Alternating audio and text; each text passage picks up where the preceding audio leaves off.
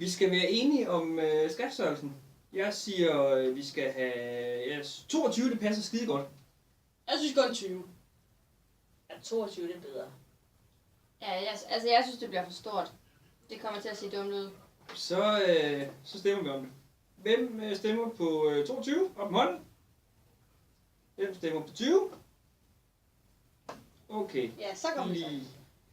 Vi lader den ligge lidt. Lad den ligge lidt. Godt. Ja. Hvad med skrift 20?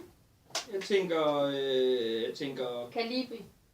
Ja, det tænker jeg også. Det synes jeg egentlig er den pæneste. Ja. Og Men som har man ikke bare altid overskrift. fået at vide den der Times New Roman? Ja, det synes jeg også. De der fødder på, eller hvad de hedder. Ja. Jamen, det ser bare dumt ud i Geerne er så overskriften. grimme. Ja. Lad os stemme. Jeg siger Times New Roman. Altså, vi er jo med til... Vi siger jo så Calibri. Ja, 2 mod 2. 2 mod 2. Skal vi lade den ligge lidt? Ja. Ja, okay. Så er det farven. Ja, på overskriften. Ja. Ja. Jeg synes lilla.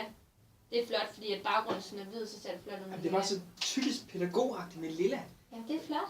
Ej, gul. Blå. Jeg synes rød. Rød, det er min hadefarve.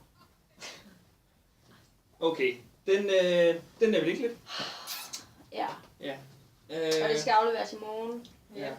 Vi skal lige have skrevet navnene på. Nederst, tænker jeg. Altså, jeg vil gerne have alle mine navne på. Det er dem alle sammen. Ja, jeg vil gerne have alle sammen på. Så kan vi andre jo ikke stå der. Hold op, så mange er der heller ikke. Har du ikke 8 navne?